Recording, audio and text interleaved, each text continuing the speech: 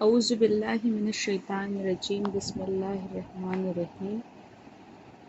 ہم ترجمہ کریں گے قل اعوذ برب الفلق، سورہ فلق کا۔ یہ مدنی صورت ہے اور اس میں 5 آیتیں ہیں۔ شروع اللہ کے نام سے جو سب پر مہربان اور بہت مہربان ہے۔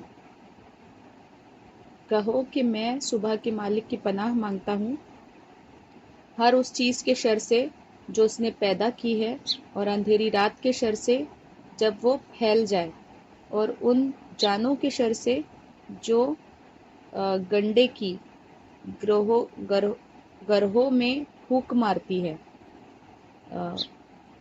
اور حسد کرنے والوں کے شر سے جب وہ حسد کرتے ہیں۔ قرآن کریم کی یہ آخری 2 صورتیں معوذتین کہلاتی ہیں، قل اعوذ برب الفلق اور قل اعوذ برب الناس، سورہ فلق اور سورہ ناس۔ اب ہم آتے ہیں سورہ فلق کی تفسیر کی طرف۔ یہ دونوں صورتیں اس وقت نازل ہوئی تھی جب کچھ یہودیوں نے حضور اقدس صلی اللہ علیہ وسلم پر جادو کرنے کی کوشش کی تھی، اور اس کے کچھ اثرات آپ پر ظاہر بھی ہوئے تھے۔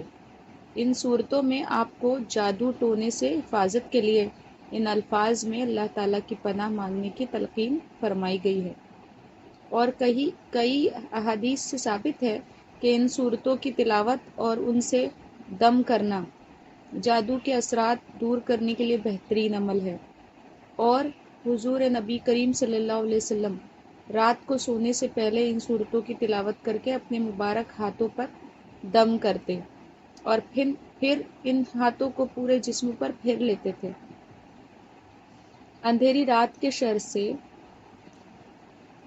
دوسری آیت کا مفہوم ہے اندھیری رات کے شر سے خاص طور پر اس لیے پناہ مانگی گئی ہے کہ عام طور پر جادوگروں کی کارروائیاں رات کے اندھیروں میں ہوا کرتی ہے۔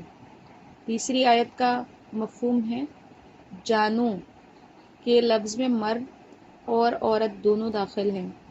جادوگر مرد ہو یا عورت دھاگے کے گنڈے بنا کر اس میں گرہیں لگاتے جاتے ہیں اور ان پر کچھ پڑھ کر پھونکتے رہتے ہیں، ان کے شر سے پناہ مانگی گئی ہے۔